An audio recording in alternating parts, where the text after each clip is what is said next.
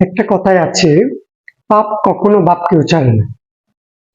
সেই কথাটাই এখন পুরোপুরি মিলে যাচ্ছে পাকিস্তানের জন্য।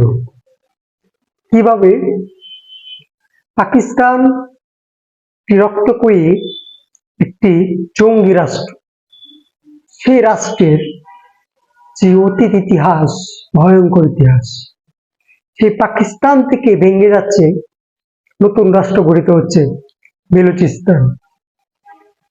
বেলুচিস্তান স্বাধীনতা অর্জনের এক ধাপ পিছিয়ে, আর এক ধাপ এগুলেই তাদের স্বাধীনতা হয়ে যায়।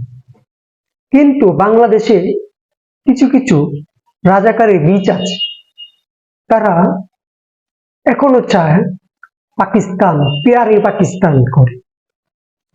প্রবাসী দুজন সাংবাদিক আছে আমাদের বাংলাদেশে, ওরা এখন কোথায়?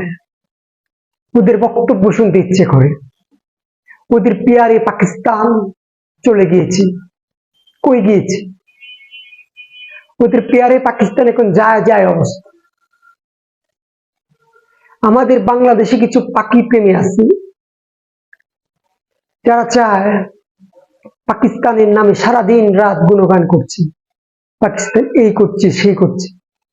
আজকে পাকিস্তান কোথায় যাচ্ছে? পাকিস্তান একটি জঙ্গি রাষ্ট্র। এই রাষ্ট্রের যারা গুণগান গায় তারা নিঃসন্দেহে রাষ্ট্রদ্রোহী, আর যারা পাকিস্তানকে উন্নত দেখতে চায়, পাকিস্তানের জয় চায়, তাদের জন্য এক বালতি সমবেদনা। আজকে আপনাদের কান্নার পেয়ারে পাকিস্তান, জিন্দেগি হে পাকিস্তান ছবি দুলিশাদ হয়ে গেল।